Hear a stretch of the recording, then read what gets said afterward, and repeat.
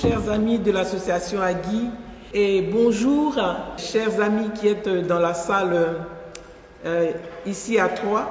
Nous sommes réunis autour de l'événement JIFA, Journée internationale de la femme africaine. Et cette année, nous prenons nos quartiers dans la ville de Troyes, dans l'Aube.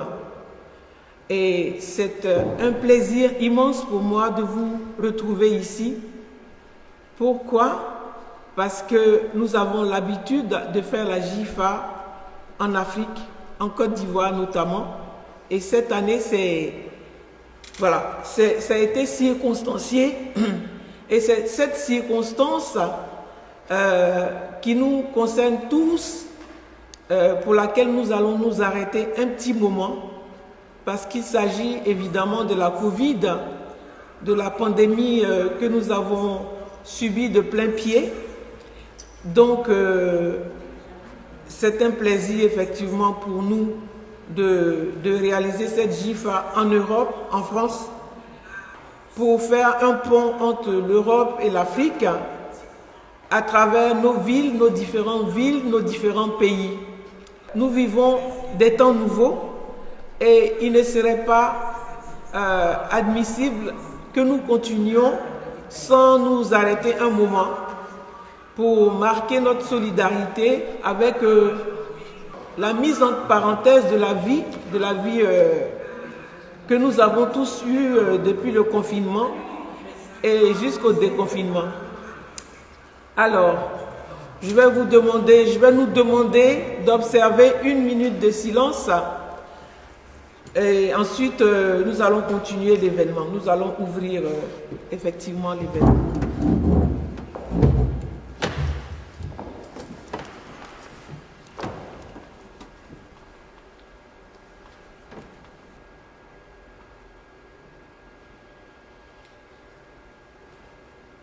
Merci.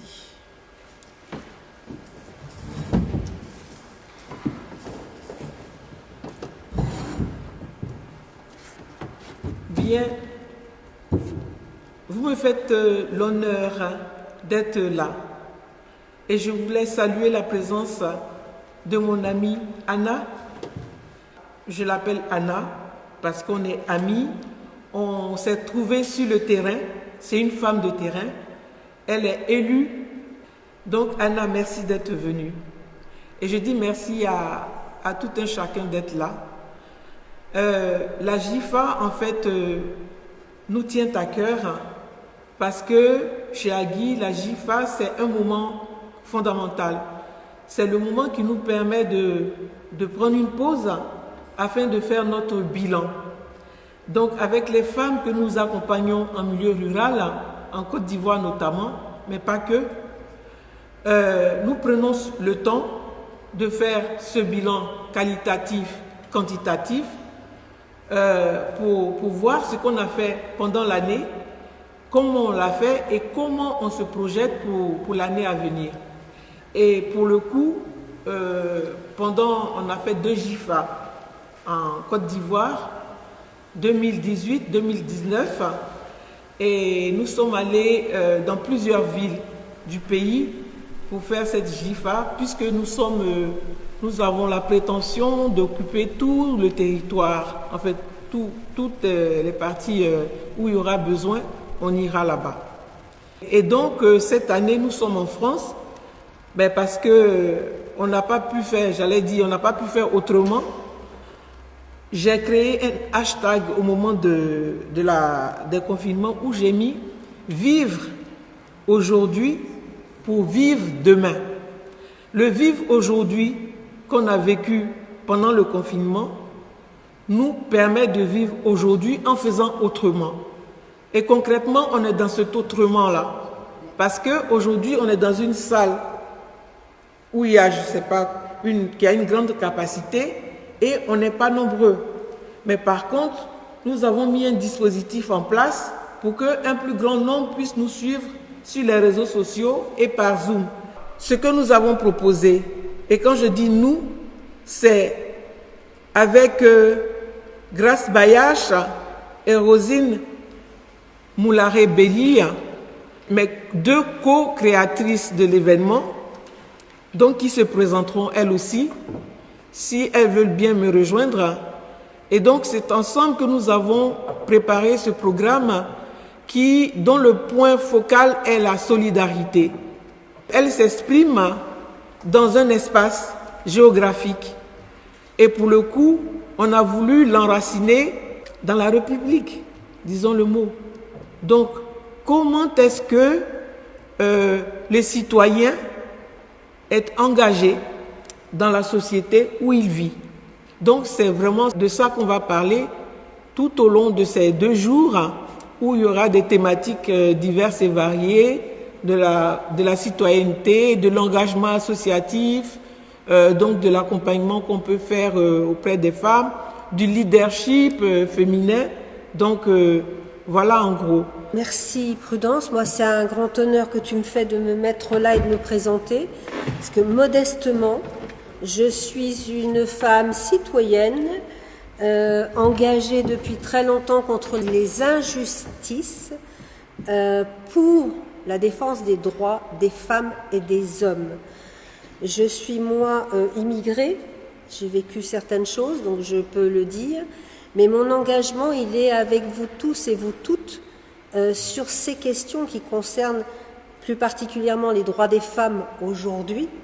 Et je pense que j'ai rencontré Prudence dans le cadre des journées pour les droits des femmes, où sur 3, on a mobilisé et créé un collectif de diverses associations, d'organisations, pour ensemble mutualiser nos efforts et nos actions pour défendre les droits des femmes et valoriser ce que font les femmes, parce qu'elles sont très importantes et elles ont des choses. Alors par rapport à l'Afrique, effectivement, il y a bien des choses à avancer, et c'est avec elles, sur le terrain, et tout ce qu'on pourra faire avec elles, je pense, là, mais aussi en France, parce qu'il y a quand même plein de choses à voir, à défendre, à les mobiliser pour leur dire qu'elles sont importantes, qu'elles sont citoyennes et qu'elles peuvent agir.